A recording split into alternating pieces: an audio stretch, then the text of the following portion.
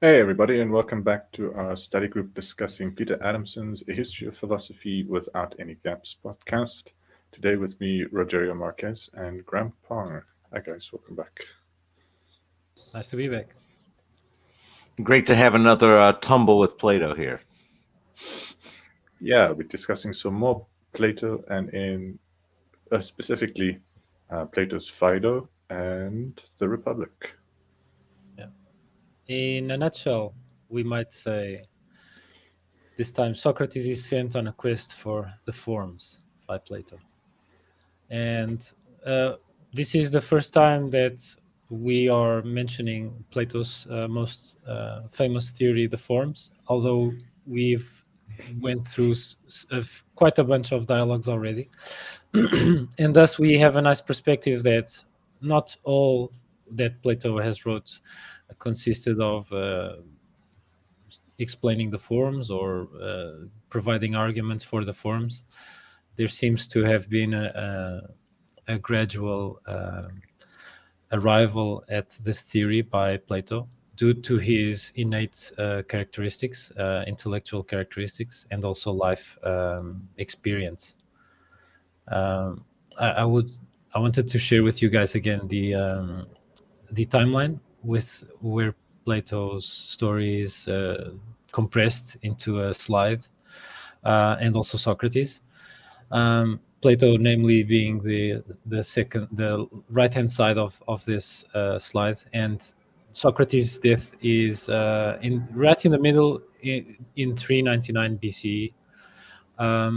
Right after Socrates drinks the hemlock and dies, according to the prosecution by the Athenian authorities. Plato leaves Athens and travels for about roughly 20 years, and 20 years traveling, for even in the ancient age, Plato could have been very far away from Athens indeed. We don't have a concrete and clear idea of exactly all the places Plato traveled to.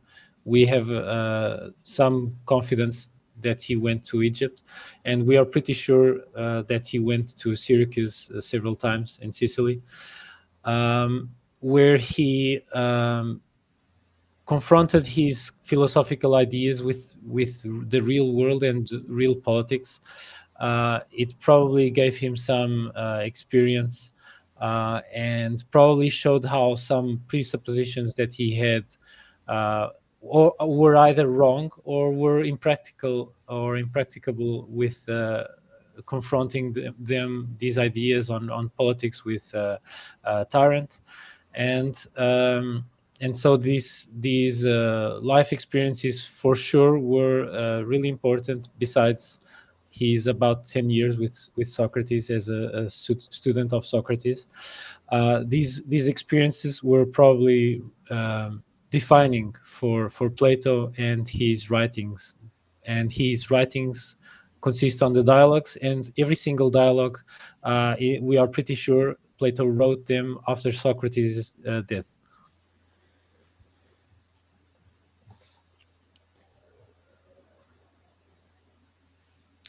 Yeah, so some of them quite a while after Socrates' death. I forget, I'm pretty sure um, the Republic is one of the middle dialogues, so that would be after the travels, like a couple of decades after Socrates' death. But the Phaedo, I can't remember. Is that one of the early dialogues or one of the middle dialogues? So conveniently, I also have this a slide with the division in three. Yep, the Republic is smack dab in the middle dialogues, and the Phaedo as well. So we're talking about ideas put to the papyrus by Plato, with some refinement and with some lessons learned from the previous dialogues, the early or so-called Socratic dialogues. I think it is also worthwhile to see how the subject matter spreads out throughout Plato's corpus. So the initial dialogues had a lot of defining virtue as their main object, and Often they would also involve not just the definition of several virtues like justice, temperance, courage, etc., and piety, but would also pivot in the middle to attempts at defining knowledge. Or there were even dialogues dealing with knowledge per se. And we also had a few cameos by sophists represented in red. Also, we have just a brief touch in laws in the Crito. So pretty much the early dialogues were virtue overwhelmingly, with some references to previous sophists in order to kind of refute them, show that they are wrong, strawman them perhaps even. And very slight touches on epistemology and laws which touch politics. But the middle dialogues are much more diverse in terms of subject matter. Here, Plato still attempts to define virtue in the Meno, but then goes on to focus on language and rhetoric, specifically in the Cratylus. We have the Euthydemus that goes on with the thematic of language, the Menexenus as well, and in Phaedo and Theaetetus we approach the subject of mortality. And in the Phaedo, and we have the representation or reference to the forms or the theory of forms for the first time, which to my mind seems like a natural progression of Plato's attempts at defining concepts, really tough concepts like goodness or virtue in his earlier dialogues. And he's trying to build an overarching system of thought to organize what he has approached previously. And then the later dialogues are much more concerned with politics. And he also does, maybe because someone insisted really hard with him, he does the Timaeus, which according to Michael Sugrue, Plato just kicks out because he hadn't written anything on natural philosophy almost his entire career. And so it's really interesting that it's almost at the end of his career he does something on natural philosophy.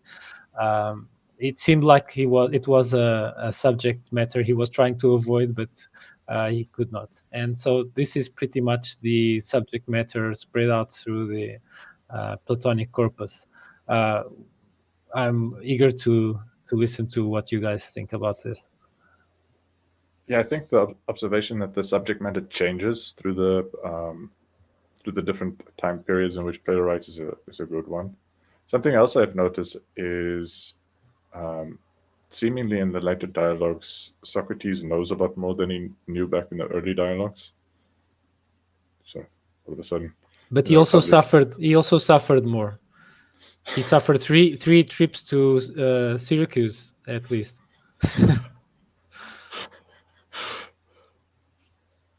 He's a scarred old man. I was going to say, one of the aspects is there seems to be that he uses the death of Socrates as sort of a pivot from, it's like early he deals with the individual, which is a lot about the virtue and a lot about how, again, how they use the knowledge with the sophists and that sort of, that's those sorts of considerations.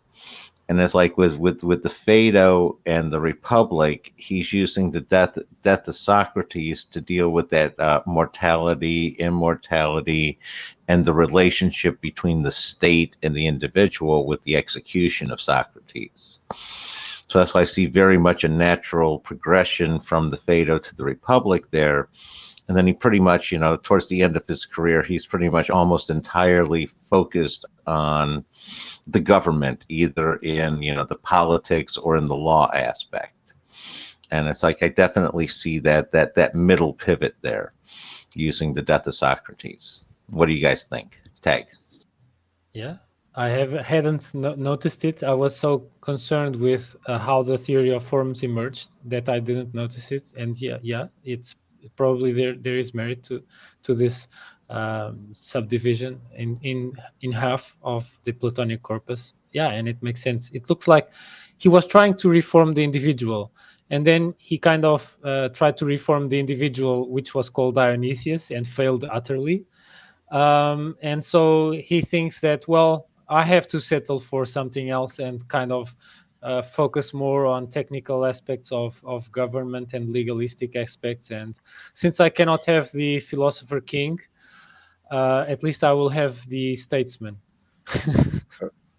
Early in his career, Plato was a psychologist trying to heal people of their viciousness into virtue. And then he tried to put it into practice and it failed. And then he became a social worker and realized, no, you have to change the system before you can change an individual. Yeah. And probably it makes sense to have a holistic approach and engage both at the level of the individual and in the overarching level of policies and constitution of government, the actual constitution, etc. I think there is merit to all of these levels, but Plato seemed to go from one thing to the other almost entirely. He seemed to almost abandon the idea of trying to improve the individual. Yeah. And this following this, we have the Phaedo, the literally Socrates' swan song on the immortality of the soul, and the earliest dialogue about the theory of the forms. So what did you guys think about the Phaedo portrayed by Peter Adamson? So I have a couple of thoughts about it, like just general impression.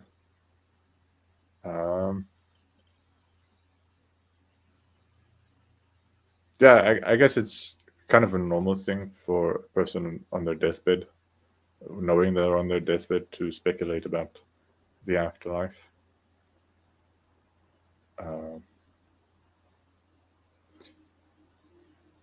Strange again that Socrates wouldn't take his characteristic position of saying, like, well, it's the afterlife. How the hell am I supposed to know anything about that? You guys tell me, what do you think is going to happen to my soul? And then argue with them why the suggestions don't make any sense. That would have been much more along the lines of the first dialogues.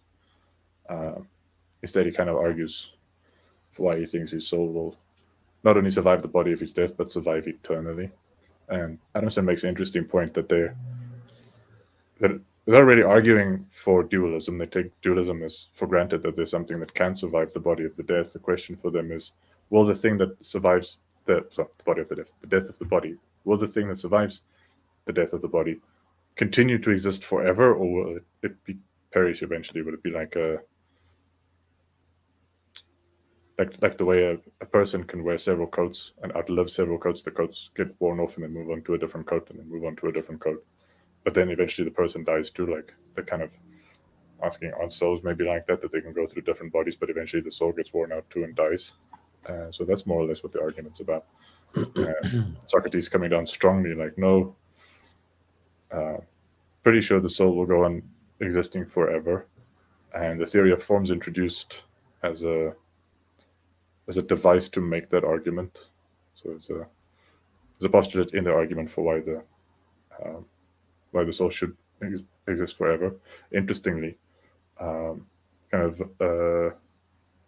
a theory of causation also featuring in that argument, and the forms as necessary because of the requirements of the theory of causation. Highly problematic theory of causation, but So interesting dialogue that covers a lot of ground, does some interesting things. I think deeply confused about a lot of things, but that's just ancient philosophy for you.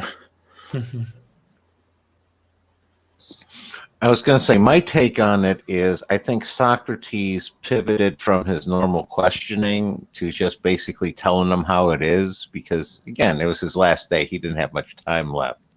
and it takes a while to draw the answers out of the people. So he just kind of had to cut to the chase and just, you know, give them the straight stuff. And one of the things I try to remember about the soul at this point in time is they didn't have the same ideas and definitions like we do today. It's like at this point in time, I think the best definition that we have, that the philosophers are kicking around with soul, is that idea of whatever it is within us that causes us to be able to make choices and make decisions and move things, as opposed to sort of a disembodied spirit, because it seems like they have a much more strong split between spirit and soul than we do today. And that's why the philosophers are dealing with souls, in the sense of it's the power that moves the individual and the body there, as opposed to more metaphysics, which we don't even have metaphysics yet, since we don't have Aristotle. So I'm going to tag on all that. Yeah, and the Greek word for soul, if I'm not mistaken, was psyche, which gave birth to the word that we use in English, psyche. But translators like Benjamin Jowett of the Platonic Corpus translated psyche to soul. And so it really depends. And I wonder if this translation is really accurate, and we are really talking about the same soul as perceived by, for instance, Christians. So we aren't really sure. But anyway, it's really obvious and clear that in this dialogue, there's an attempt at arguing for the immortality of something that enables life. And I can skip a few slides here to this part here, which the arguments for the immortality of the soul, as I could glean, boil down to the saying, assuming dualism, assuming that there is a soul and it is a different thing from the body. It's so separate and so distinct, and even not dependent on the body, that whatever happens to the body, it's just peanuts compared to what happens to the soul. The soul just continues on as if nothing, and has continued before even the body. And so through the theory of recollection, Plato argues that since we have kind of these learnings that are permanent, contrasting our impermanent bodies, and we just need to recollect them through the process of learning. So it constitutes an argument. And then there is the affinity argument, which is since the soul has affinity to the forms, as stated in the previous argument, and the forms are immutable, and so we are saying that the soul has affinity to something that is immutable, and by affinity the soul is immutable as well.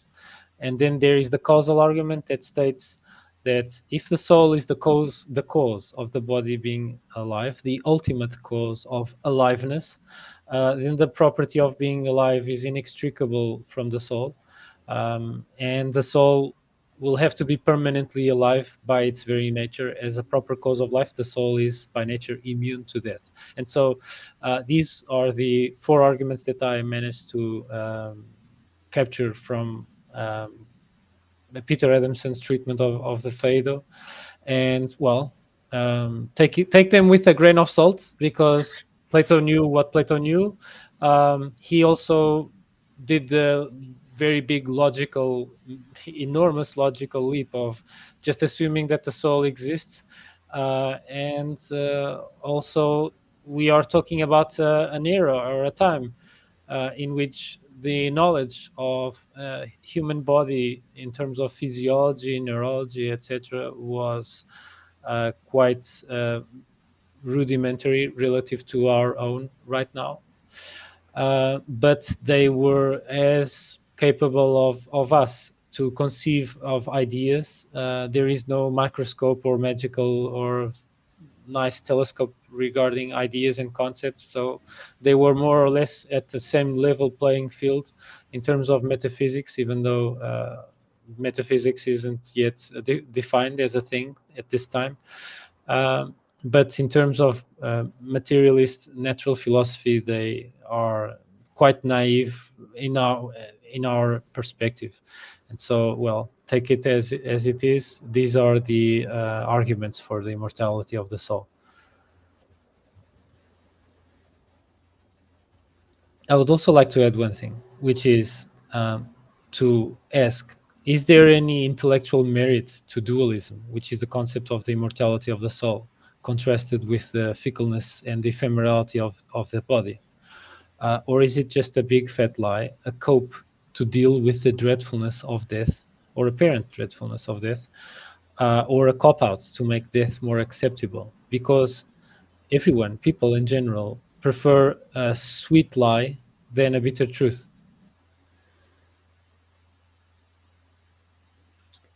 So I think there are modern things to say in favor of dualism. I don't know that there's. I don't believe in dualism myself, so I'm not persuaded that these arguments are airtight. But I can maybe sort of play devil's advocate on behalf of dualism. So, like in a more modern sense, one can draw a distinction between information considered abstractly and the physical systems that instantiate information, and one might.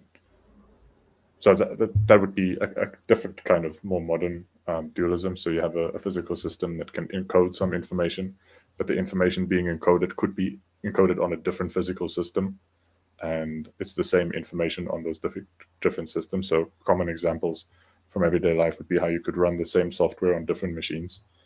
Different computers could be running the same software, and maybe if conceived as a type of pattern of information processing in human souls, it may be possible that a different body could be processing the same kind of information.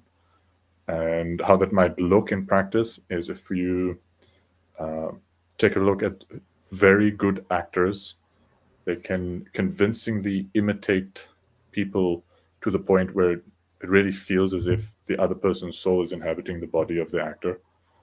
So it's a pattern of emotional responding, sort of a characteristic pattern of beliefs, of prosody and mannerisms that's associated with a personality. And really good actors can imitate several personalities. You might think that so one way to conceptualize that is like there's one body that can house several different souls, and those souls may be housed in different bodies, and so there's not a one-to-one correspondence to like personality or soul and bodies. And yeah, so maybe like stereotypical personalities, like especially of the basic kind, could persist through time across populations of people. So maybe something like a very stereotypical meathead jock, and a very stereotypical bookish nerd, and a very stereotypical cheerleader, cheerleader kind of girl. Metaphysics be- of teen movies. Metaphysics of teen movies. So you could have potentially hundreds of thousands of very stereotypical nerds, and hundreds of thousands of very stereotypical jocks, and hundreds of thousands of very stereotypical cheerleaders. And if any one of them dies, that kind of stereotypical manner of being in the world survives. So you could like meet two or three of them. Is like, yeah, it's basically like talking to the same person. I think as people get older, they get more complicated than that, and like stereotypes more difficult to apply. I think teenagers haven't been around so long, so that there's maybe less variation among them than there is among sort of more mature people. But still, even like there's a lot of variation among teenagers as well. So I think you'll find you'll be hard pressed to find any two teenagers who have exactly the same information being run on their machines. So one needs to kind of zoom out and take an average, sort of blur the distinctions, because if you look at the details, there'll be differences. But yeah, if you do kind of zoom out from the details of a person's life, you can sort of see similarities in personalities across people. And you can actually, if you sort of zoom out and fuzzy your eyes a little bit and blur over the details, as friends get closer over time, they begin imitating each other. So they take on speech patterns, they take on mannerisms. And so it's like in interaction, the soul of one person kind of possesses the body of another person. And that's a back and forth. So one can kind of see that happen. But that requires you to have this notion of one soul that I think this like whole information processing theory makes a little evident is problematic. So any one person doesn't necessarily have one unit of soul, and that unit of soul moves over to a different thing. Rather, it's like a very complex self-organizing pattern of information processing. But yeah, the distinction between physical systems and the information being processed in the physical systems is a kind of dualism. It contrasts to kind of idealism where, say, like, no, even like at the base level of reality, physical systems also just are patterns of information processing. So all there is are these patterns of information processing. I think in some ways that metaphysics makes a bit more sense, but it's, I think, for a lot of people more counterintuitive to sort of consider even like physical objects are also soul, in the sense of they're also fundamentally made of information. But in that case, then, if we're saying physical things are just as much soul as soul is, then you're back to the position. Well, then souls could probably perish and be destroyed just the same way physical systems can. So if you're back at a monism like that, then there's no reason to assume a thing can exist forever. Actually, even in the dualist sense that I just sort of spelled out, there's still this worry that, yeah, like for 100 years, maybe stereotypical jocks and stereotypical cheerleaders can be around, but like over time, cultures sort of evolve, and maybe that stereotypical personality goes away and eventually perishes, so that in 300 years' time, you'll never find the stereotypical nerd as shown in American high school movies ever again. So it just ceases to exist. Maybe at some point people stop doing philosophy, and you'll never have another person trying to imitate Socrates as best they can. And in that sense, Socrates' soul eventually perishes forever. Who knows? Things went a bit dark there. I was going to say, I was going to bring us around full circle here, where I'm not sure which is the bigger assumption, Socrates assuming the existence of the soul, or Francois here basically assuming that teenagers are actually running some info on their machines. Because from my observations, I wonder about that sometimes. But I was going to say, for my metaphysics, I tend to go with dialectical monism, where I get the best of both worlds. I get dualism and unitary monism all in the same package. And I'm noticing, again, a lot of the what's going on here with these four ones very much is presaging some of Aristotle's proofs of God's existence. And now you're getting where if what Socrates and Plato are talking about as the soul is what Aristotle's talking about God. And again, now that makes a little more sense where maybe their assumptions coming from. Last one is, last parts are, it seems very much like they're trying to base the idea of the soul sort of similar to where Descartes ends up with the cogito, where it's again, if the soul is that moving, that ability to impact the world around you, the idea that doesn't exist is kind of ludicrous. So they're kind of seeing that as just a natural, self-contained, self-evident sort of, rather it's a self-evident truth rather than assumption. Last point was sort of like a lot of what Plato is talking about with the forms is what we've kind of refined into the archetypes these days from a psychological standpoint. and going to tag on that huge rant. So let's hear you guys tag in on that. Yeah, I would also like to go through the two examples of forms that Plato gives in this dialogue, and do my own attempt at defining them. So to go really back here, in the Phaedo, Peter Adamson mentions that Socrates refers to the form of beauty and the form of equality. So here represented with arbitrary visual depictions, of course. Arguably, the equal sign is less arbitrary because it really looks like two sticks that are really equal. While beauty is a bit more ineffable, it seems, because apparently standards of beauty change culturally and throughout time. But even though some attributes around what is considered beauty might change, in my working definition is an emergent whole arising from an essential combination of features meeting in proportion and harmony. That's why, for instance, to me, if we add too much when we are doing like a Baroque art piece, and it has too much detail, it starts to look kind of repulsive instead of beautiful.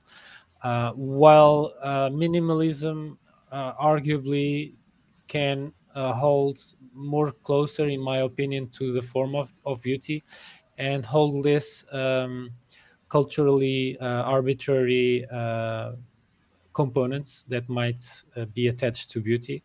And so, well, I'll just leave it at that.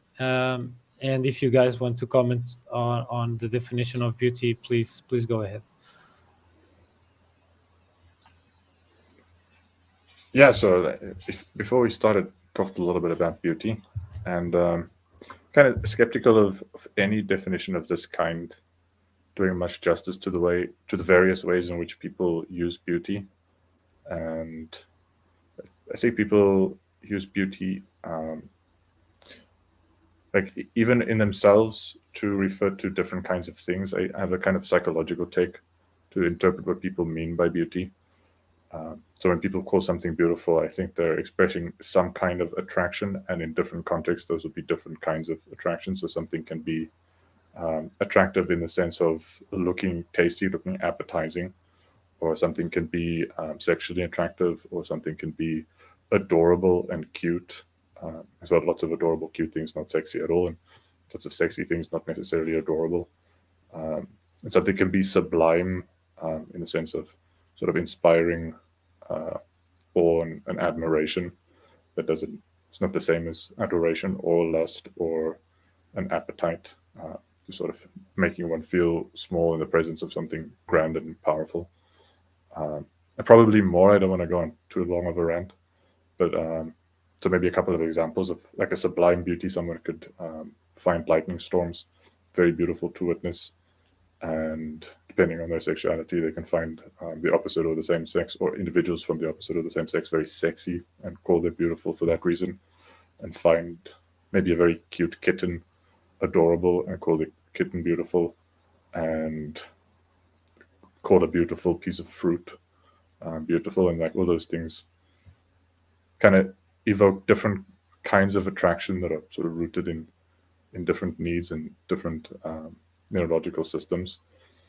And I think trying to find one definition that kind of covers all of those cases quite difficult, especially also considering that over time people's tastes may change, and depending on different contexts and different moods, they may find different things attractive, even the same person. And then there's individual variation within cultures, and then there's also variation among cultures.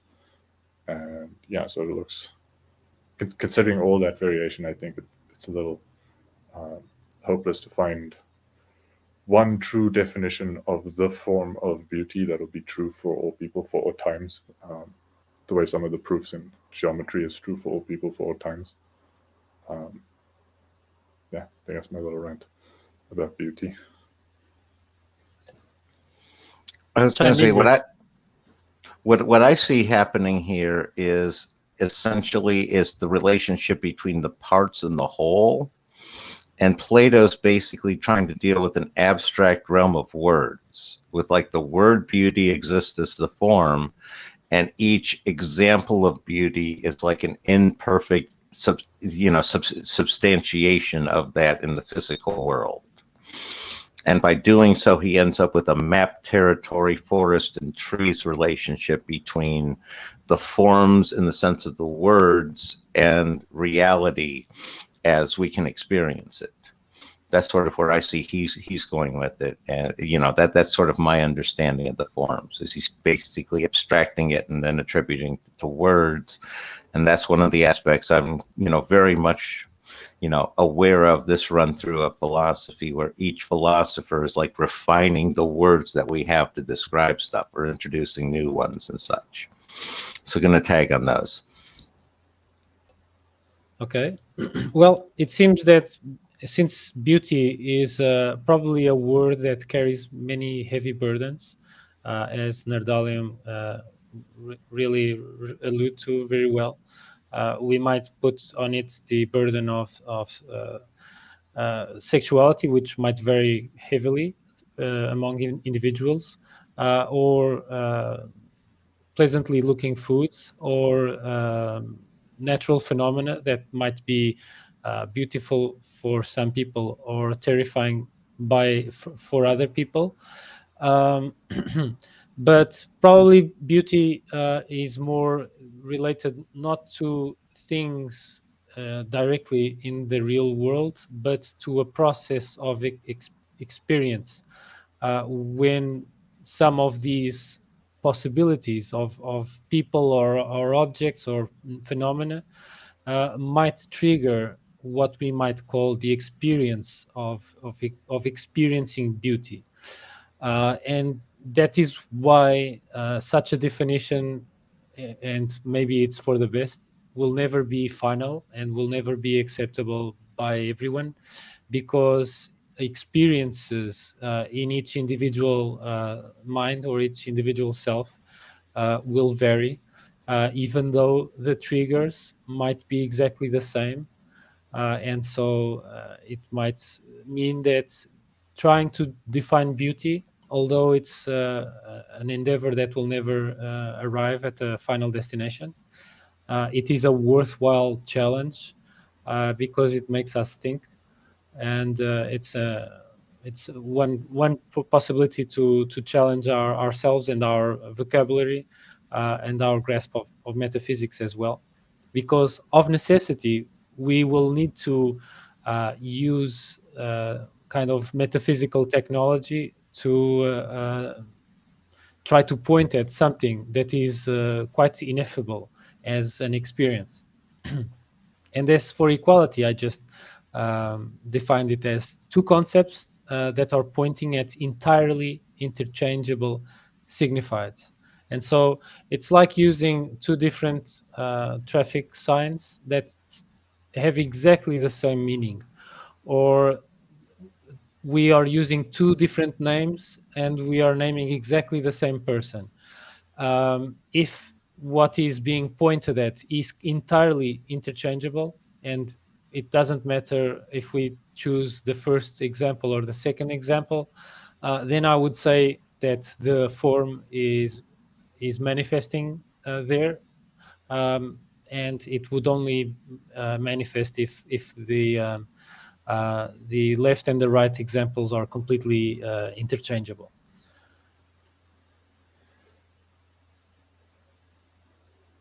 Yeah, I'm going to let Grampong take the equality thing, because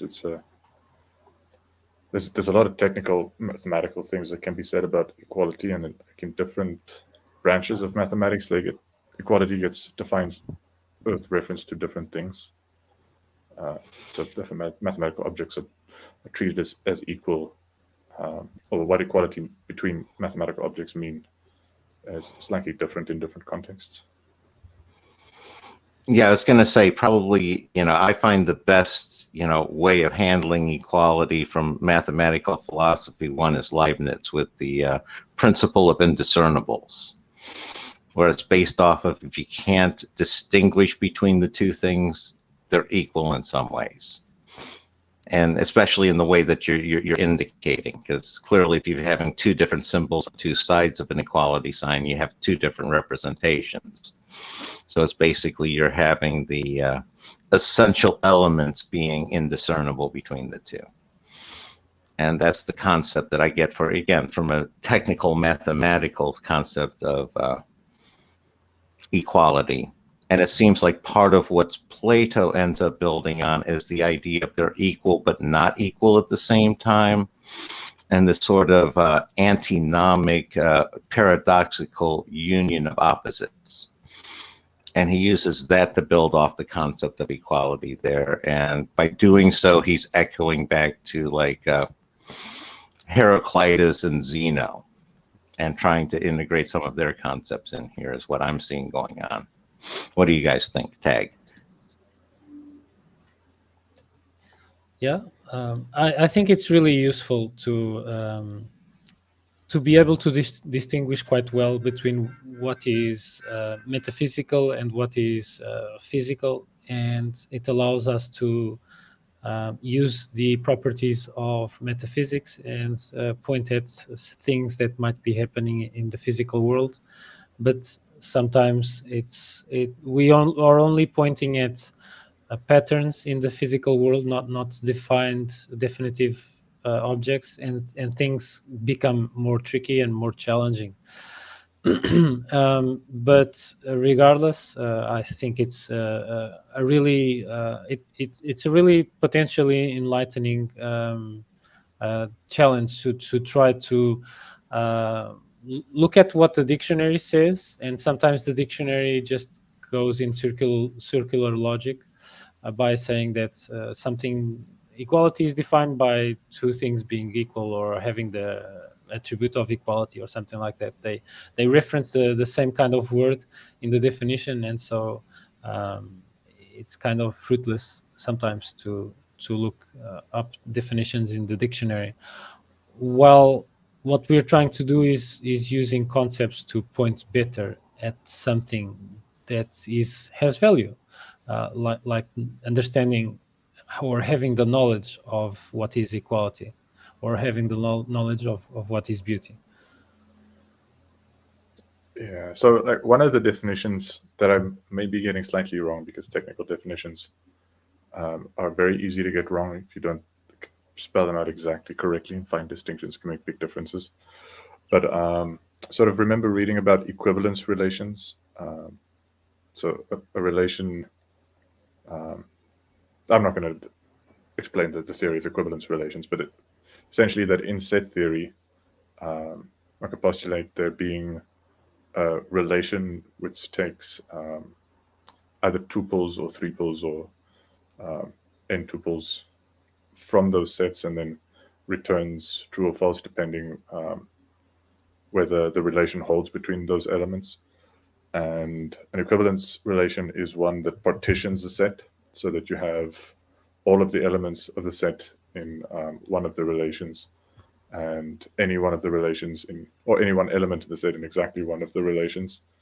And so then equality could be defined as holding between elements that are same of this part of the same elements of the same partition relation. So I think I screwed that up a little bit, but the idea is if you have a collection of things and you can split the collection up into mutually exclusive and jointly exhaustive subsets, then that partition kind of defines, at least implicitly, an equivalence relation. And you could say members of the same subset are all equal to each other in some sense.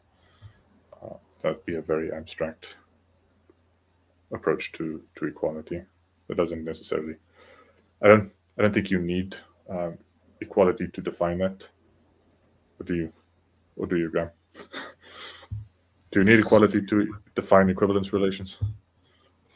Well, you need to look at equivalence relations as basically simply a subset of relation in general. And you can always, then that's where you get it. You'll eventually end up with Russell's paradox. You can define the relationship over the set. It's how you can end up constructing it. And now you're getting into some really nuts and bolts, Zermelo Fraenkel set theory and some of those axioms. And we're definitely far ahead of Plato, because one of the things is we're talking about Plato with metaphysics, and here he's doing math, and it's like Euclid didn't come around till the late 3rd century, 4th century BC, well after Plato had died. So he's definitely again, the whole idea of everything is just footnotes on Plato. He's definitely plowing a field that other people planted and harvested very well later on. So tagging on that. I would also like to show you guys a quote directly from Peter Adamson, where he addresses or mentions Helen of Troy. Take, for instance, Helen. You remember her from the Iliad, the one whose face was so good at ship launching. She is beautiful compared to other human women, but not beautiful compared to a goddess. She is thus both beautiful and not beautiful. And this harkens to the compresence of opposites. If we are talking about an example, and probably Plato hates examples, because examples often have these kinds of problems. We call the example of a woman that is known for her beauty, but the ancient Greeks could easily just talk about a more beautiful being like a goddess, and then she cannot be used as the form for beauty, or at least she couldn't be the ideal of beauty, because people could idealize beauty even further. And maybe these kinds of discussions prompted Plato to think or bulken up his theory of the forms.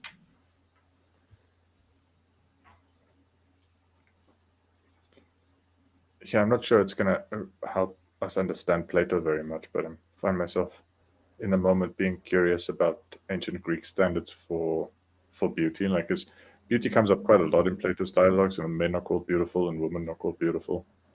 And I'm curious what their standards were like. How would they rate people as beautiful or not beautiful? Because that does kind of change through cultures and through time. So it would be interesting to see like the results of a beauty pageant, where it's not just like the most beautiful woman, but just like a random selection of women in ancient Greeks, and how the typical, like, probably there'll be variation among Greeks, obviously, but sort of on average how they would rate women and men as beautiful and not beautiful. Curious about that. I don't think I'll ever get an answer to that, so it's idle curiosity, but there you go. Yeah, they would even paint their statues. So the statue in the middle is much more recent, but the faces, the heads on the left and right, are from the left one is from an average Greek woman, and the right one is of a goddess that I could not identify.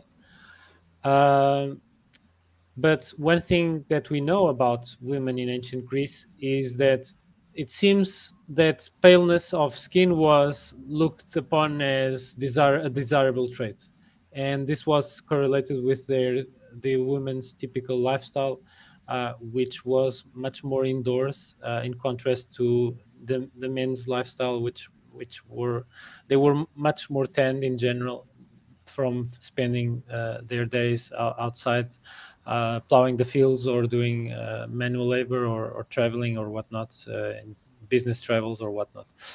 And yeah, this is pretty much what I know.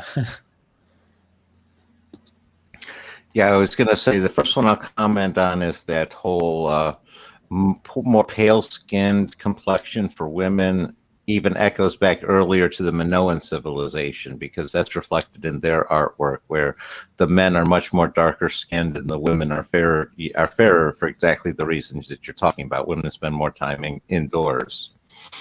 And the concept that Plato seems to be wrestling with and trying to introduce is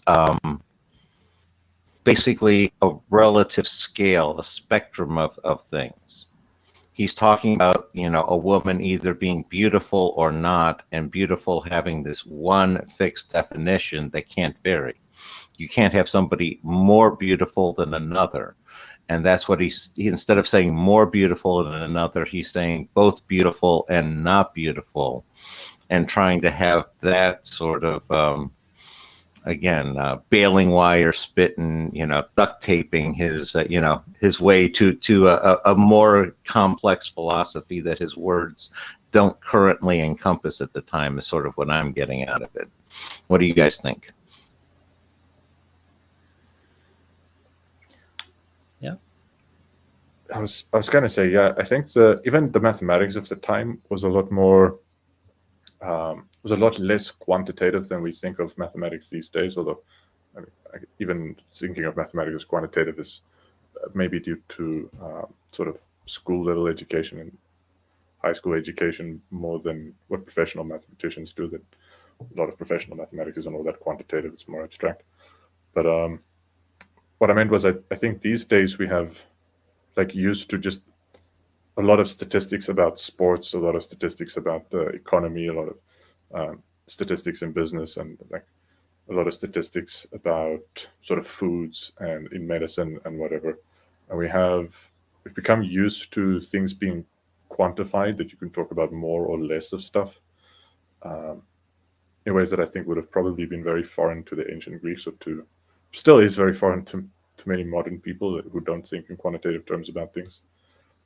So yeah, so trying to squeeze the world into these categories that kind of carve the world in joints and say there are the beautiful things and there are the not beautiful things, and it's sort of unsatisfactory if something is both beautiful and not beautiful, and not a lot of use of this concept well, maybe there's a way to quantify beauty and things could be more beautiful and less beautiful, and just because something's more beautiful doesn't, on a quantitative scale, and something's less beautiful on a quantitative scale, is unproblematic. You don't have, it's not a thing that needs to be resolved. Whereas maybe for Plato, the fact that it's not perfectly beautiful is a problem that needs to be resolved.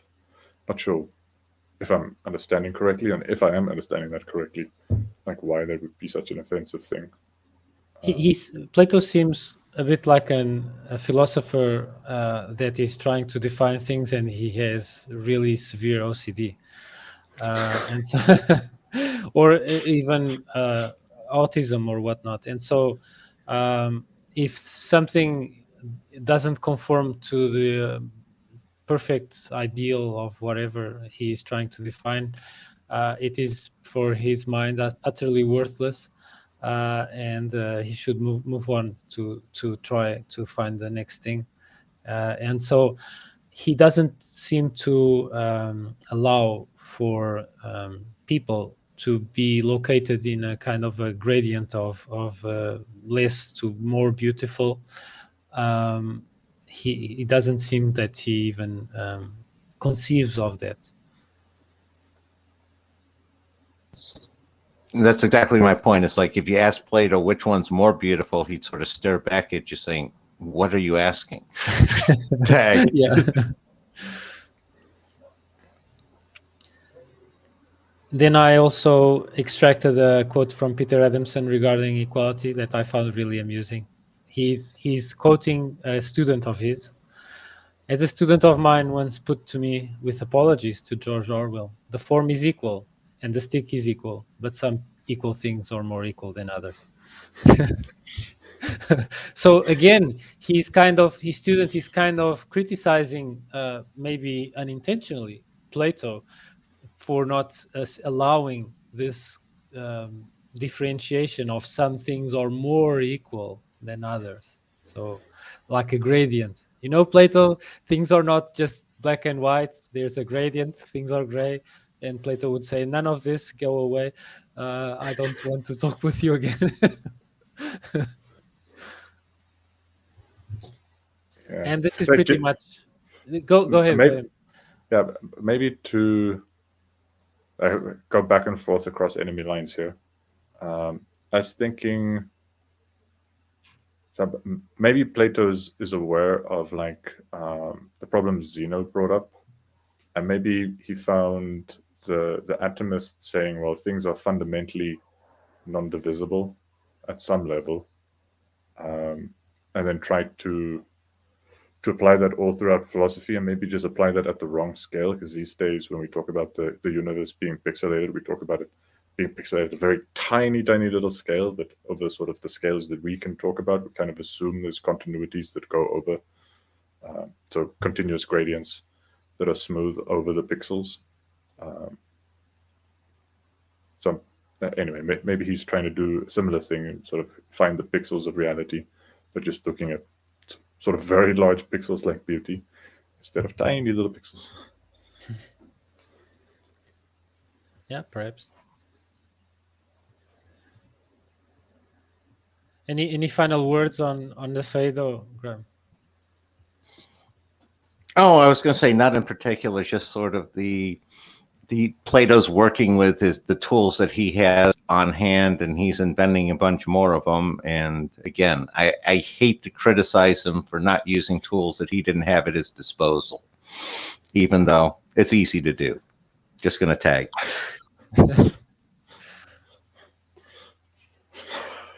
It's like the rich criticizing the poor. Like, why don't they just eat cake if they're out of bread? Yeah, and if you're homeless, why don't you just buy a house? Like the other girl that became a famous meme on the internet said. One has to be awed by this kind of logic. Oh, okay. And so besides the Phaedo, the forms are also touched upon in Plato's Republic. In the book 1, we approach or tentatively approach the form of justice, and it has quite important political ramifications. And so one of the most important discussions in book 1, after basically Socrates and Glaucon and Adamantius are kind of coerced nicely by Polemarchus and his troop to his father's house, Cephalus. Well, in this initial scene, Peter Adamson emphasizes that this seems very similar to how Thucydides would paint his portrayal of the history of Athens as the strong do what they can and the weak suffer what they must.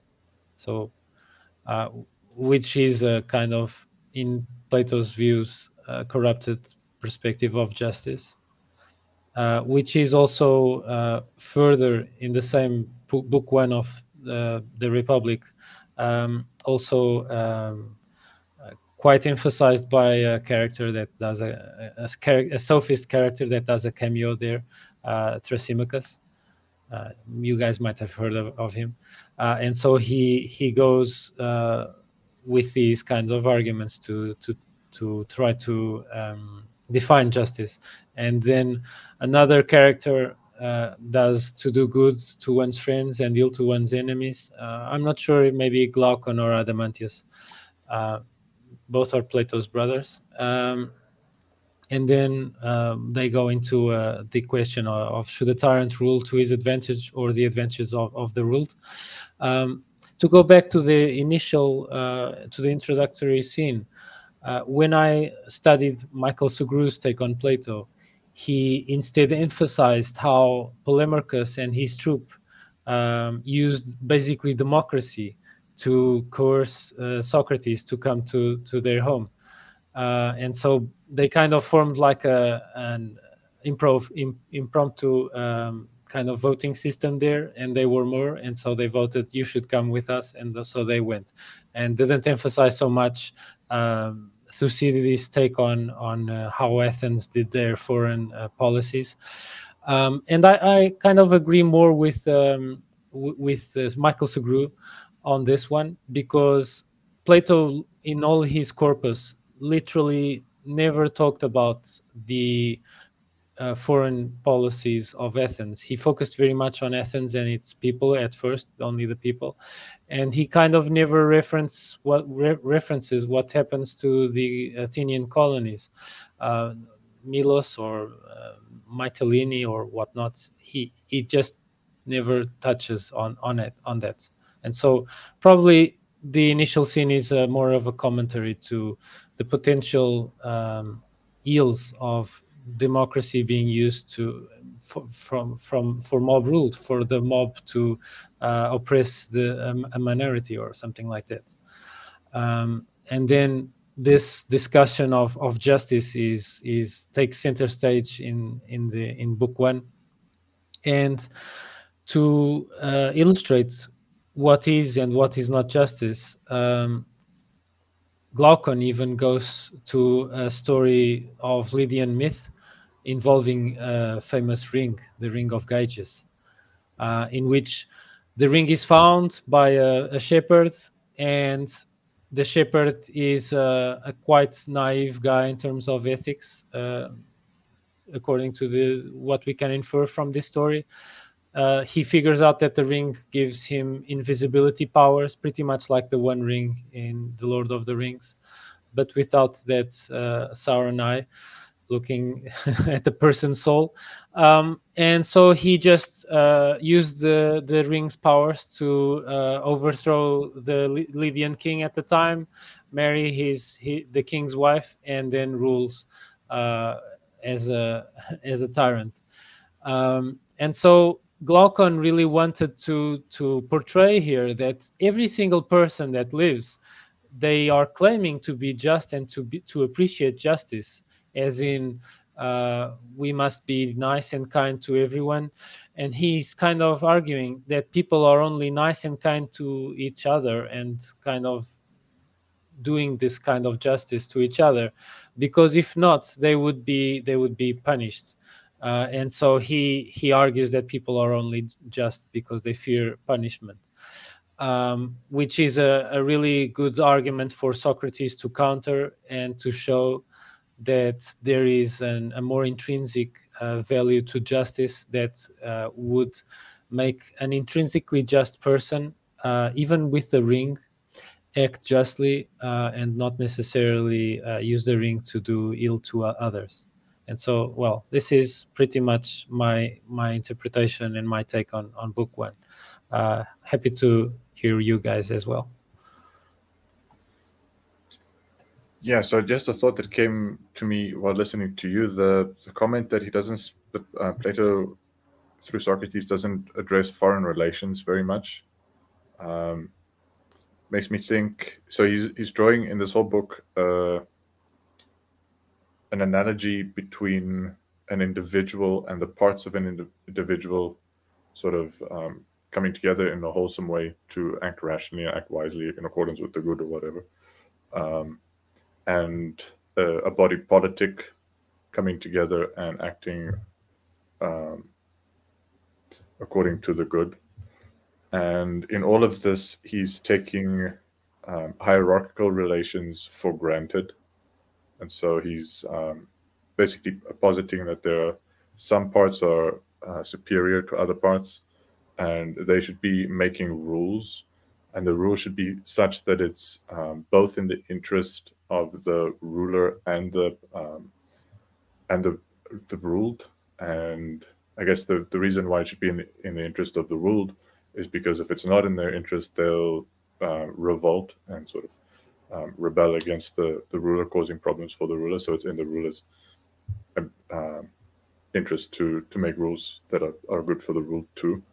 And extending that sort of hierarchical relation both in the individual, so the reason is the ruler and the appetites and the passions, the ruled. So reason should be giving rules for life that keep the appetites and the passions happy enough so that they don't rebel. And similarly, I guess the ruling class, the guardians, should be ruling their body politic in a way that the other classes, I forget who, sort of are happy enough not to rebel. Yeah, and the auxiliaries, which are kind of like the army, and the artisans and craftsmen, which are the lowest. Yeah. So yeah. So the rulers, the army, and the workers should be, for simplicity. I guess he reckons that straightforwardly translates to foreign relations, where stronger cities or the superior city should be ruling over inferior cities and making rules so that the inferior cities don't rebel against the superior cities. And maybe like that could generalize to across cultures as well, so that if the Greeks are superior to the Persians, they should be ruling over the Persians because of the superiority, but they should be giving rules that are beneficial enough to the Persians so that the Persians won't rebel. Or if the Persians are superior, then they should be giving rules, and the Greeks should be ruled. But the rule should be such that the Greeks don't rebel.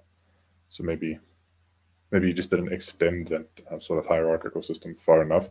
But then one thing I don't think he did address is sort of peer-to-peer negotiation, or negotiation among equals who have conflicting interests. Doesn't seem to address that. Kind of seems to assume there's always a superior and an inferior, and the superior should be deciding what to do, but should be doing it in a way that's good for the inferior also, so that the inferior doesn't rebel. I don't know if the whole "so that the inferior doesn't rebel" is actually Plato's argument. So correct me if I'm wrong there, but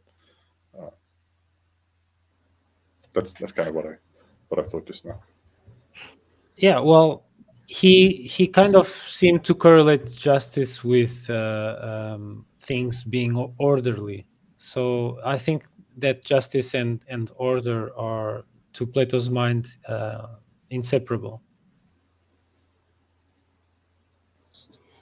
Yeah, I was going to say, once again here, I'm seeing Plato wrestle with that idea of the relationship between the parts and the whole.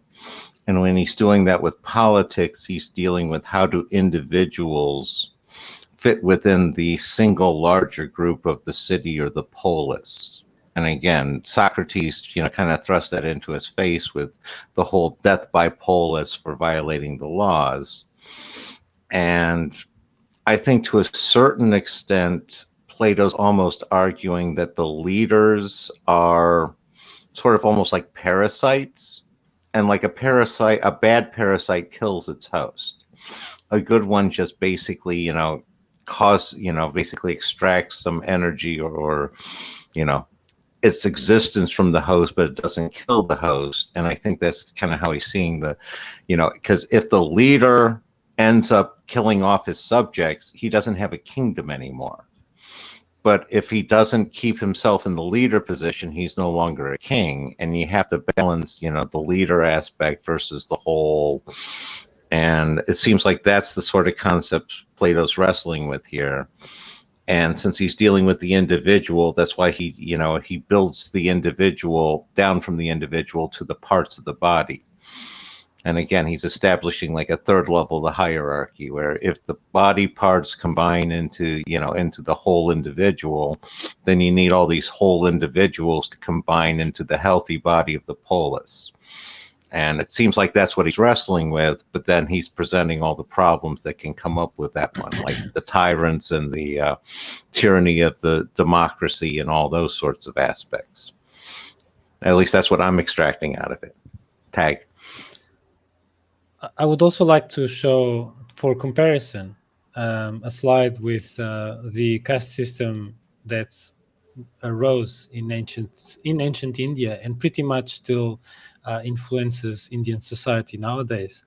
And since Plato's three-system caste system is analogous and so similar in certain respects, with the gold being kind of analogous to the two top tiers here.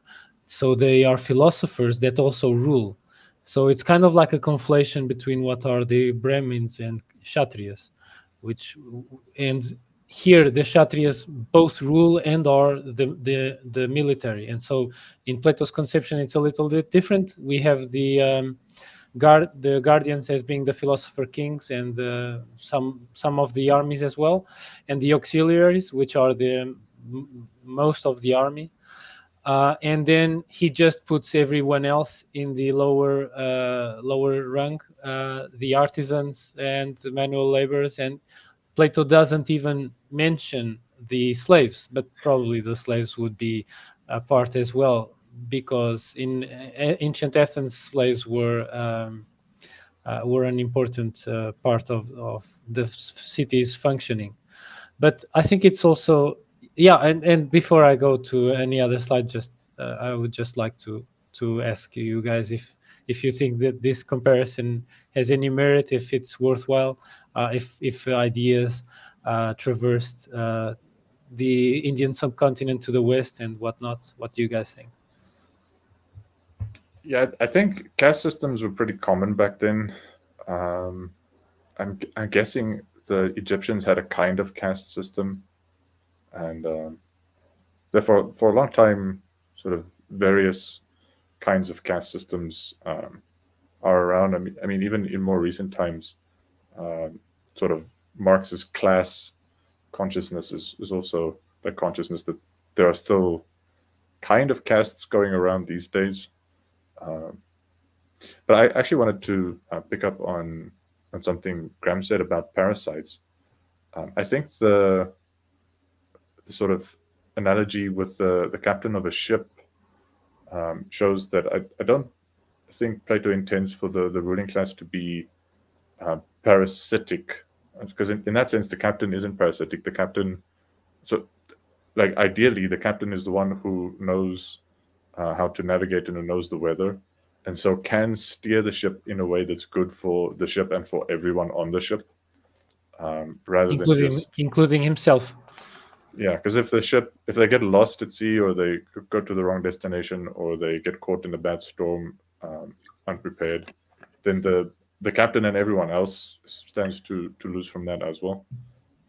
So that's analogous to a bad parasite will destroy its host, but like a good captain can enrich the other sailors and can sort of benefit them in ways that like parasites usually don't benefit their hosts in significant ways. When they do, we stop calling them parasites. We start using the word symbiosis. So I think a symbiotic harmonic order is kind of what he's after, rather than a parasitic order. Oh, I definitely agree. That's Plato's goal. I'm thinking he's kind of wrestling with the idea of how often it becomes parasitic with some of the leaders, with both his emphasis on the tyrant, on the tyrant being a problem, and then some of the tyranny of the majority also being a problem on the other end. And he seems to be wrestling with the idea that again, since he doesn't have some idea of a gradient, he can't sit there and recognize those as two extremes on the same spectrum. But he's basically trying to say that you need to balance those two out in the middle, and that ends up being your good captain. Taggart. Yeah, and also this connects a bit with how Plato's 5 regimes interact with each other. So the best one, according to Plato, is aristocracy, which is the word literally means leadership by the most excellent. The word aristocracy is related to the word arete, which means excellence. Arete plus cracy. And then there is timocracy, which is the rule by people that are honor bound or duty bound, mainly maybe militaristic rules. Then there is oligarchy, which is a rule by a few, which might be tyrannical or not. And then there is democracy, which is for Plato, it's a mob rule, and hoi polloi, which Plato considers the uneducated people that are not suited to make decisions, but they are called upon to make decisions. And then Plato argues that democracies tend to degenerate into tyrannies.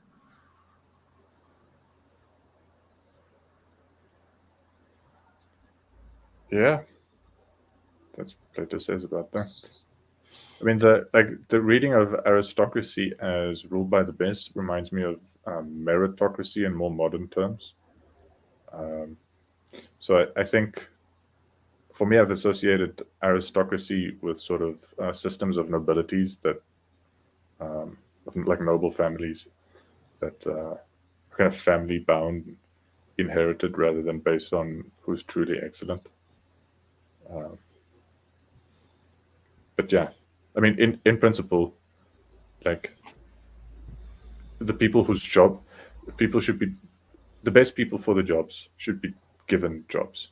Like that seems like an obvious ideal, but like the problem comes in with determining what does it mean to be the best person for the job, and then like so even just defining best for the job is quite difficult. And then even if you have a definition, go finding the best people for that job and putting them in that job and having them actually want to do the job and do the job is a little complicated. So the whole thing is a lot more difficult to put into practice than it. But in principle, it sounds kind of obvious. Give jobs to the best people for those jobs. Again, we hear that echoed in a lot of it. It's sort of like you have the communists, from each according to according to what they're capable of. And some of what I think Plato is wrestling with aristocracy is an aspect of the term that's kind of gone out the window in the last 50 to 100 years, and that's noblesse oblige, which is the idea that to those who are given more is expected, and they're basically it's given to them in trust to be handled and to be handled properly for the good of all. And it's not you got more so you can exploit it more and get more from it, was a concept that's kind of come in and kind of a post World War II sort of situation.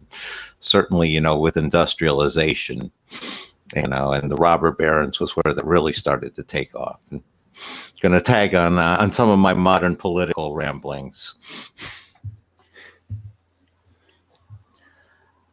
Also, there is a really interesting dynamic that goes on in the beginning of Plato's Republic, when the character Socrates tries to portray the ideal city as being literally what would result if the city was comprised of cynic ascetics that were living on a vegetarian lifestyle, and they were in need of just very scant and essential items that they could craft themselves, and they would make probably a quite self-contained economy without the need of requesting either by trade or by force to people outside of this community. And so a little reference to foreign policy here when talking about the nature of the city. And then we have this meme here, which basically the Republic became Plato's largest dialogue by far, compared to others. It is, if I'm not mistaken, consisted of like 10 books, almost like 10 times larger than normal dialogues. And this dynamic happens when, at the beginning, Socrates says, the ideal society is a commune of down-to-earth vegetarians focused on ensuring basic needs. And then Glaucon just replies, this is a community of pigs, not men. Just go straight to the point and give us the really big, nice city. Okay, let's go and define the feverish ideal city. And so more or less, more than half of the Republic is dedicated to kind of make a big plaster onto this problem that Glaucon raises, that people have needs, and these needs are not just being fed and sheltered and whatnot, but living in style and living in comfort. And so for that, just the bare bones of the city and just some essential craftsmen won't cut the job. The city will need to dominate over big swaths of farmlands around it, and probably engage with other cities, either in courteous commerce, or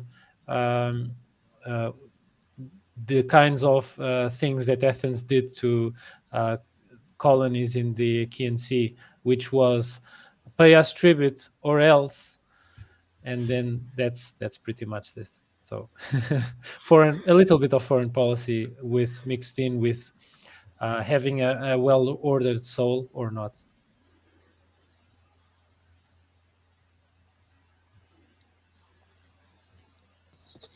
I was going to say, I'll lead off on this one, and it seems like part of what Plato's talking about is that needs versus wants, where his ideal situation is where everybody's basically, as self-sufficient as possible, taking care of their own needs without a lot of wants. And that's where Glaucon comes in, and Glaucon comes in and basically says, yeah, but everybody wants all this other stuff, so how do we get it? And now he has to set up the larger city. And I just wanted to throw back to the whole caste system ideas. To the best of my knowledge, we can't actually blame Plato for India's caste system, even though it's similar. Probably the Indian caste system predates Plato for millennia. At least exactly. Yeah, and that's where I come from. It seems like both Plato and the caste system are drawing from that common Indo-European hierarchy concept, and that's where they get the progress. Is when you have the two divisions, you have the rich and the poor, or the leaders and the followers. Now you have a gradient that you can use to power a society.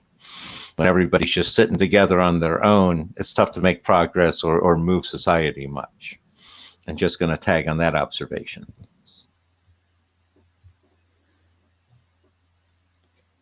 Yeah.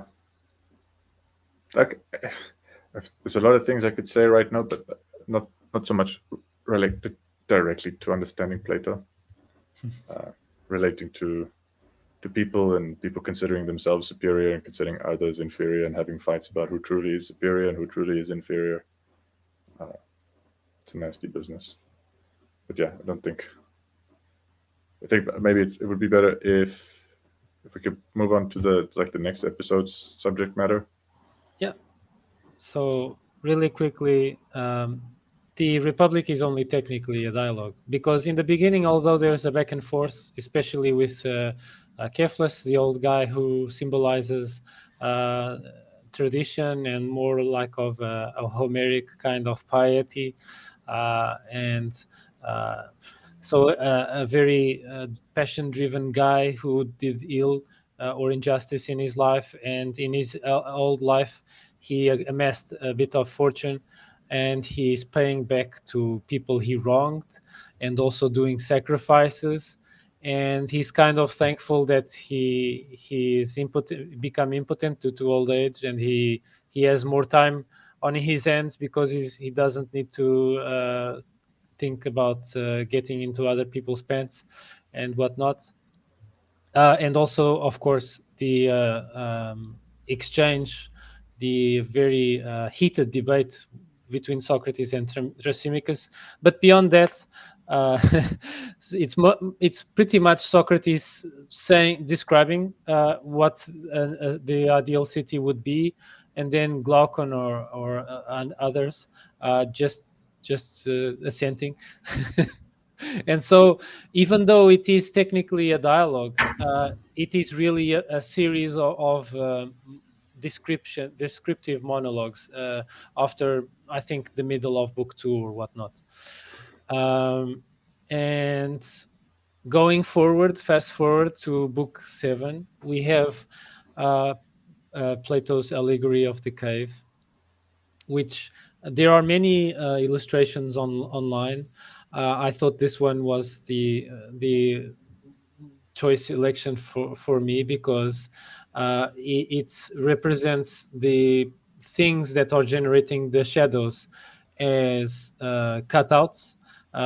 Even the things that are generating the shadows are not the true things that they are representing. And then, of course, the shadows are a further degree removed, and the prisoners within the cave chained and unable to move their necks, as Plato mentions, they're kind of force-fed this information that is several steps removed from what is going on in the surface. To me, this is a metaphor for systems of metaphysics that involve ethics and politics. People might have conceptions of what is just or what is good or what is several virtues, and they are probably several degrees removed of what these things could be in a more pro-social or useful or more close to how reality actually works kind of form. And people are leading their lives following these distorted metaphysics. And also, it's important to mention that the people that Plato depicts as leaving the cave, getting overwhelmed by the shine of the sun, which is always or almost always in the dialogues a representation for the concept of the good, the highest form, and they kind of experience this form firsthand after leaving the cave, become philosophers, and then when they return to the cave because they remember their companions, they try to communicate what they saw outside the cave to their companions, and the companions either beat the crap out of them or just don't accept this account on reality. And so only by experiential learning, so to speak, not by rhetoric, can people little by little, and probably not at once, adjust their inner metaphysical vision to a metaphysics that works better or is a better fit to reality. And I'll leave it at that. Yeah, so I think Addison talks a little bit about metaphysical interpretations of the cave allegory. Something I think about now is it could easily be less metaphysical and more political. The Greeks really liked their plays, and they were big fans of their poets. So they would do festivals where they put on a show, and people would be wearing masks, and there'd be interactions or whatever. And there would be a whole crowd of citizens watching these interactions. And probably people would be forming opinions about sort of the histories depicted in these plays based on the plays and not really knowing what happened. And because a lot of these plays were written by comics who wanted to make them funny, they would include significant distortions of what really happened in order to make them more popular for the crowd to watch. And then I'm sure a lot of those plays had to do with like foreign relations and were about things like the Peloponnesian Wars and other wars prior to that. So the Homeric epics were also about wars, and I think people probably developed all kinds of stereotypical and false beliefs, biases about foreigners that way, but also about each other. So we had the example of Socrates being portrayed quite unfairly in one of these plays, and people probably developed, at least a subset of people probably developed quite strong opinions about Socrates, not having ever had one conversation with Socrates, not knowing who he was and what he stood for, what he was like, but saw a play about him and had, based on the play, quite a strong opinion about him. And then maybe the person who leaves the plays are like I don't know if there were a majority of people who would do a 20-year leave and go to Italy, and maybe go to Egypt, and maybe go to nowadays Iraq or the Persians, whatever, see what things are like outside, and kind of see their plays as well, try to get their point of view of the stuff. Reminds me of Hecataeus, who went to the Egyptians and sort of told his genealogy of how he was 16 generations descendant from a god. And the Egyptians just pointed out, well, not so sure about that. We also have genealogies of our priests who were all men, and we have 345 generations of them. So not so sure 16 generations ago get you all the way to before people when there were only gods around. I think, yeah, they didn't have TV, they didn't have international news, they didn't have internet, so I think they were much more parochial in their worldviews, and like similar to today, sort of developed opinions based on popular media rather than based on thorough investigation. And so the people who kind of leave and go do their investigations learn things that the people who are spending their time engaging in popular media don't get. And probably, I'm pretty sure, like if Plato went back to Athens after 20 years international travel and sort of told them stories about what other people from other places are really like, he was met with a lot of scorn and sort of treated as Or a disbelief. traitor. Disbelief, scorn, yeah. Because, so might not just be metaphysical, maybe like slightly more practical and political that way. But yeah, I think Plato's thought was quite metaphysical. So just in this book, he kind of defends Plato as not as metaphysical as Aristotle portrayed him. Just before we started the conversation, I made the comment that, well, so Aristotle had the benefit of, for about 20 years, being a direct student of Plato and having the ability to ask Plato what he thinks about stuff. So I'm kind of inclined to believe Aristotle if he reports, well, what Plato really thought about the form was that they existed in the separate metaphysical space, to kind of take Aristotle's word for that rather than take Peter Adamson's interpretations of the Republic as a primary source on what Plato thought. Plato himself sort of didn't write as himself, so he didn't necessarily write down exactly what he thought about the forms. But I'm guessing the odds are good that Aristotle and Plato had conversations about that. So if Aristotle wrote it down, I'm going to go ahead and believe it. Certainly other people thought that about Plato too. Aristotle's not the only one. But in this specific book, The Republic, the subject matter seems to be more politics and less metaphysics. And so I think Peter Adamson makes a point that you don't necessarily have to read this book as a statement of this abstract metaphysical system where you can get enlightenment about the forms that exist in this metaphysical realm, and that most mortal people have no idea about this sort of abstract plane of truth and beauty and the good. Although later people in the Platonic tradition do take it that direction, and Adamson says, yeah, that's the direction they took them.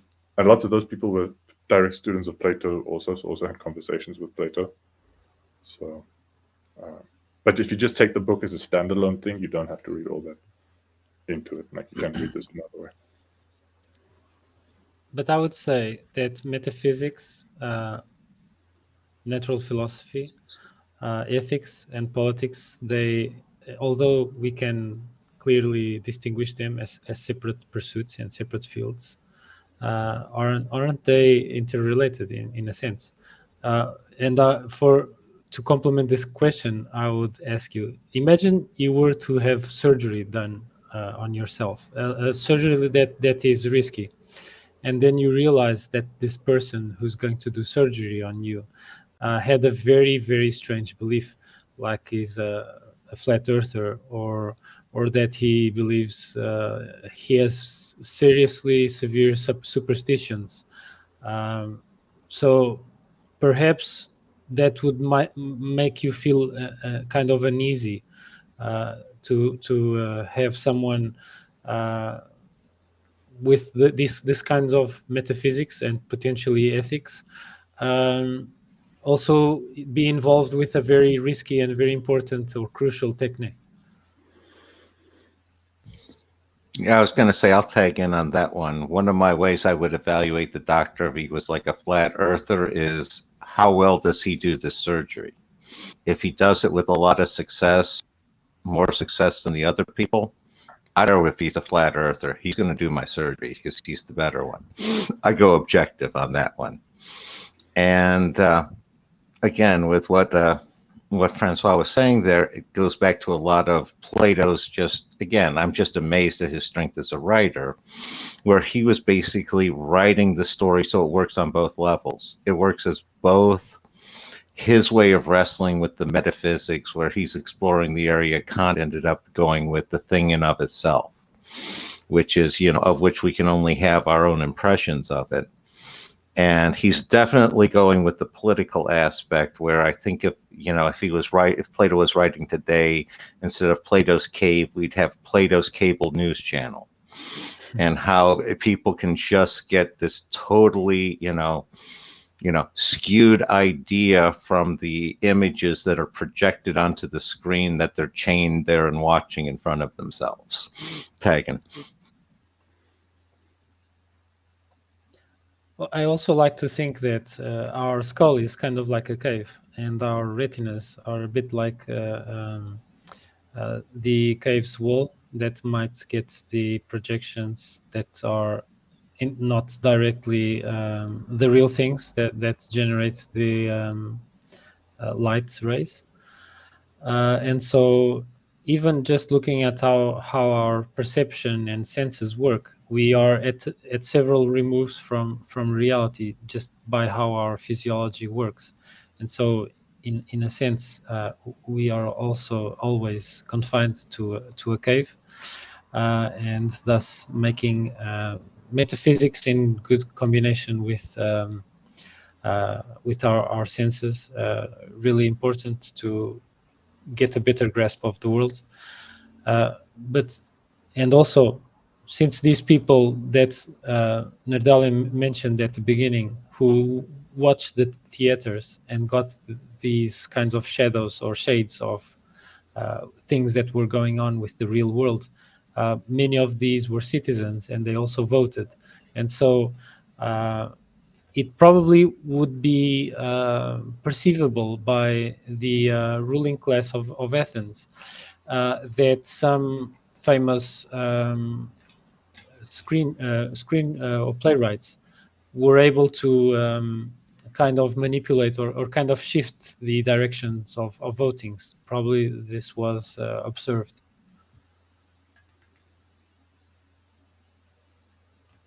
Yeah, so something in this image of people watching projections and thinking about how that relates to like cable news and maybe our retinas. So a difference between our situation and the people, the prisoners chained and locked into one place, is we can act on our beliefs to try to change the shadows on the wall, and we can see if what we wanted to happen works out the way we want it to work out, and get feedback that way, so we can have beliefs that we experimentally test and verify that work. If you're chained and you can't do anything, you're sort of just watching, you're just an inert observer. There's lots of ways in which you can extract patterns to predict what will happen next, but it's very difficult to establish which of those patterns are mere correlations and which are tapping into underlying causal dynamics without the ability to intervene and test hypotheses about causal dynamics.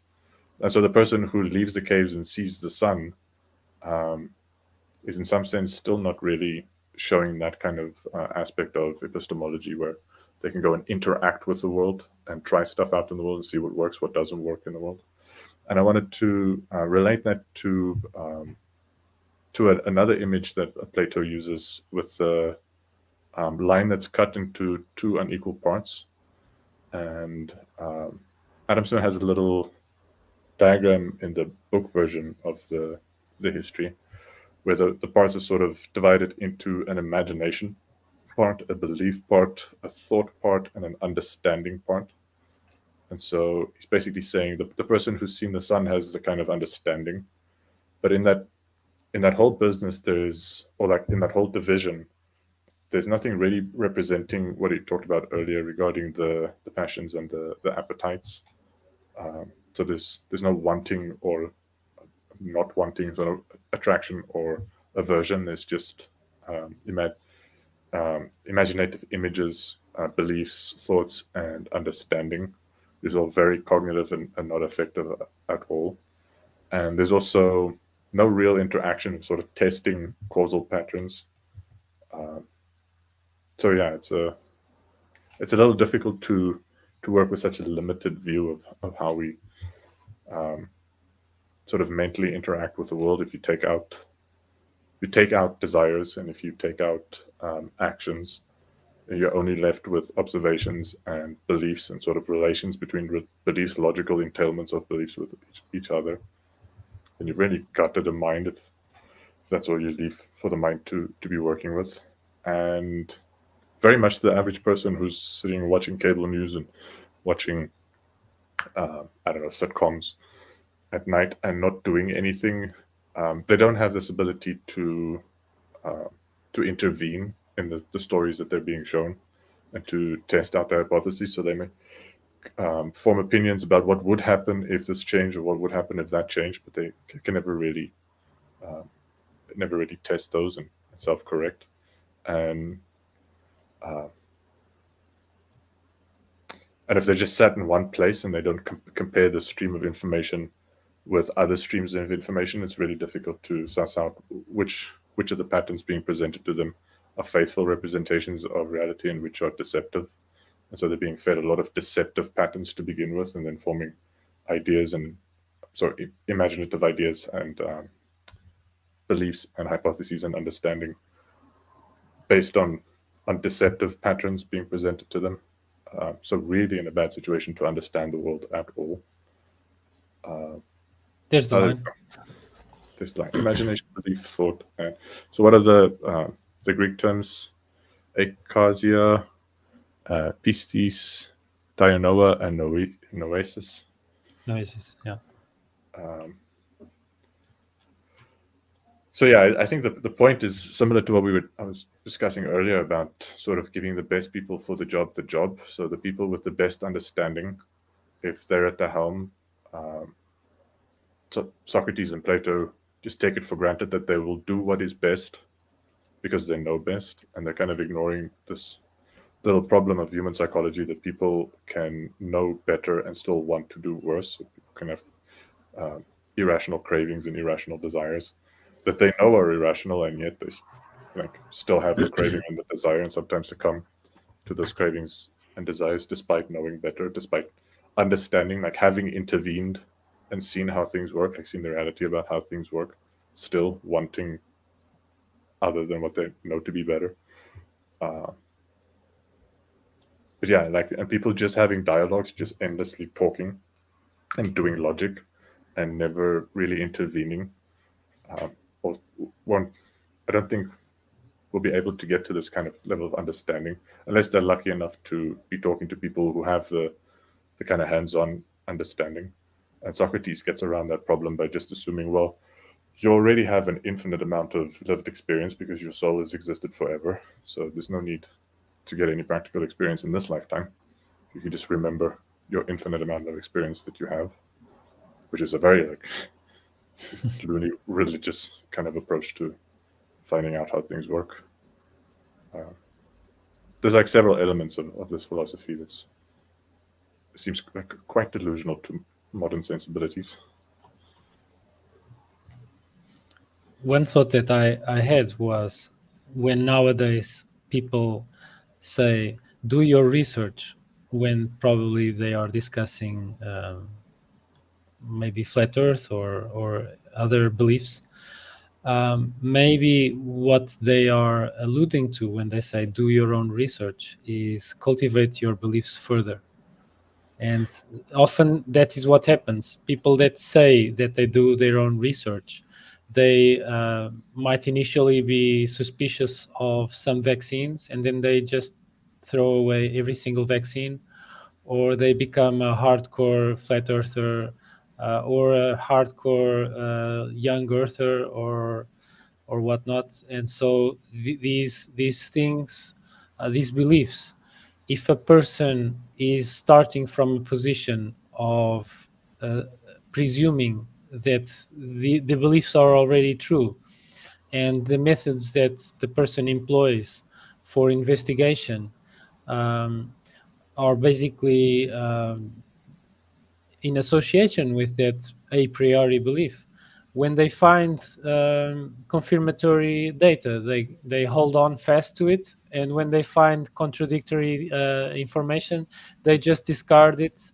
and rationalize away why it was conflicting. And many people in society are probably at the level of the beliefs.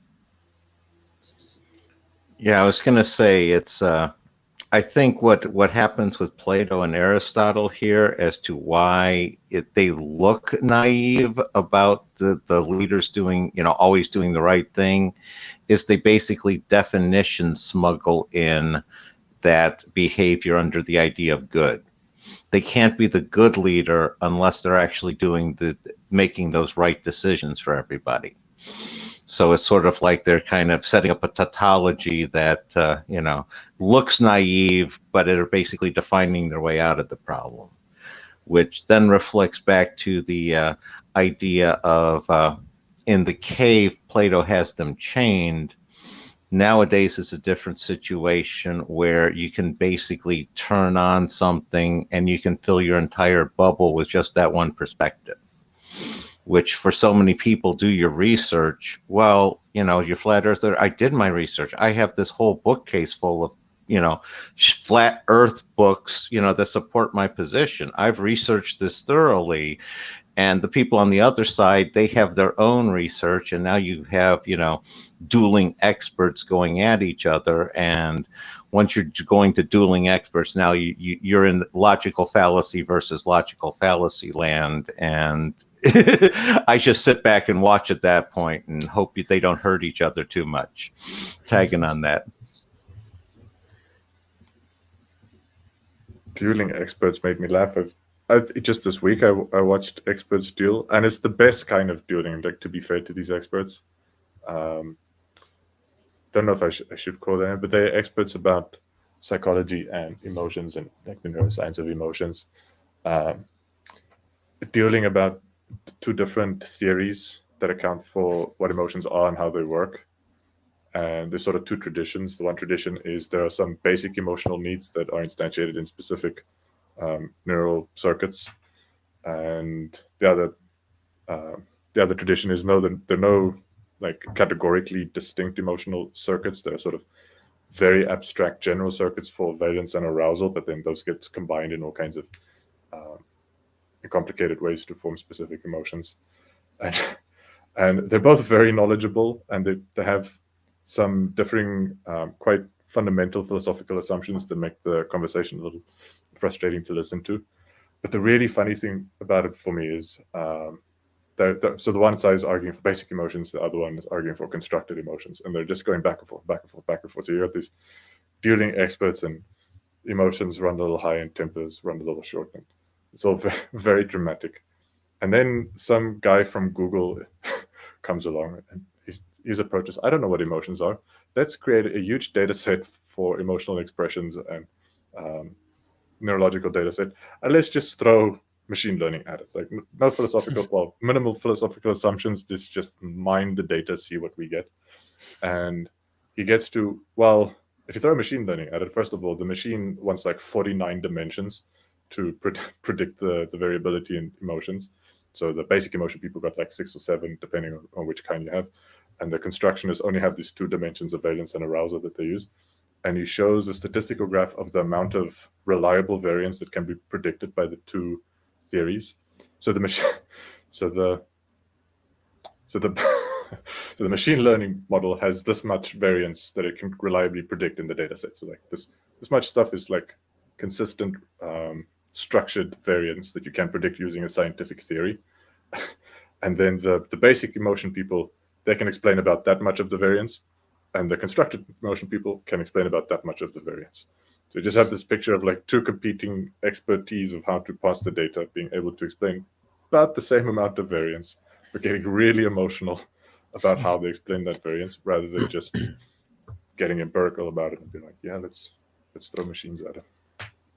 That's off topic, but but anyway, these guys, to compare with the ancient world, these 2 competing schools, they seem a bit like Homer and Hesiod at explaining the world, compared to the achievements of the Ionians. That although they weren't perfect, but they seemingly with the machine learning guy, they at least had a plan that might inch us a bit better toward what's going on, and to give us a a broader perspective on what really goes on when emotions are happening. Yeah, and I can understand that. Coming from biochemistry, often it is expected that when people are anxious, that there is a spike in, for instance, adrenaline, cortisol, and whatnot.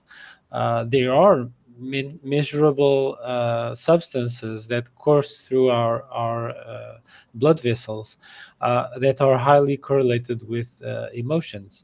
And even though there might be some merits in interpreting behavior associated with emotions, and then these schools, competing schools, as you mentioned, emerged that have some frameworks, but maybe they are a bit like the guys that were using epicycles to describe the solar system's workings, because they weren't looking at the mathematical and astrophysics underpinnings of the whole system, and so they were building metaphysical layers upon metaphysical layers to describe something that might be described more closely with a different direction, like this machine learning guy. And it shows the danger of dwelling only in metaphysics and not making the metaphysics confront with the real world, like Plato did. Plato could have not tried to change the government in Syracuse.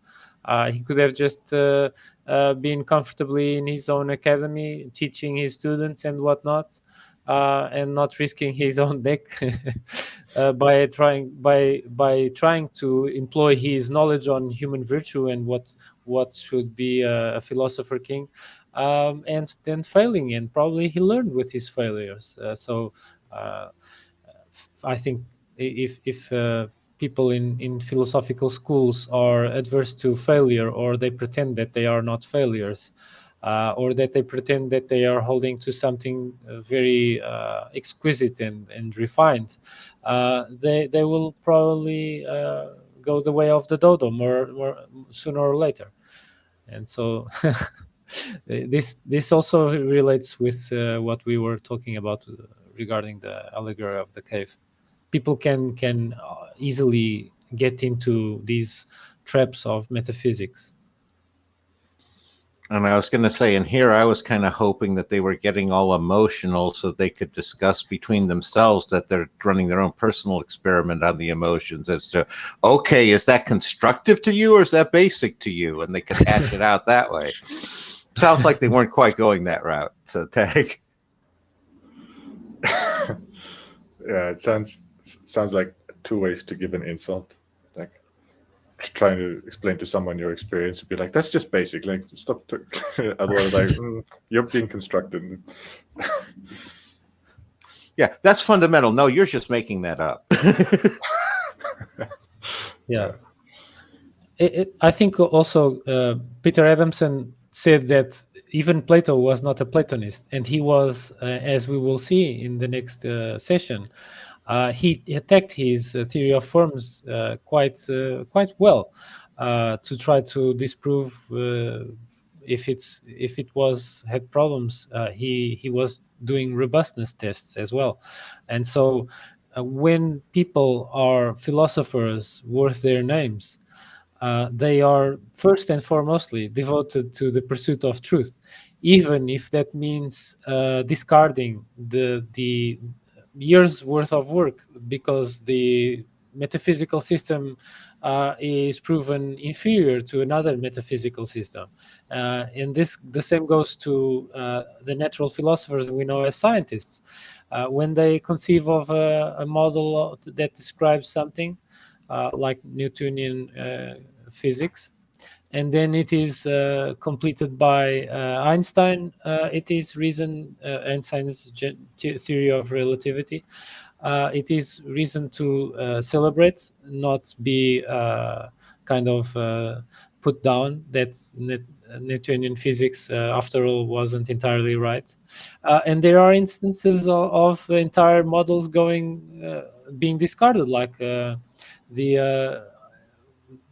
model of the solar system I think it was the Ptolemaic model of the solar system that had the epicycles and whatnot, and it was entirely discarded in favor of what Kepler and Galileo came up with, describing imperfect, not circles, but elliptical orbits, which they thought was ludicrous. It could only be circles, the ancient guys thought. The celestial spheres would only do circular trajectories, and so they held on to this false metaphysics for more than 1,000 years by by grasping this presupposition of perfection in the form.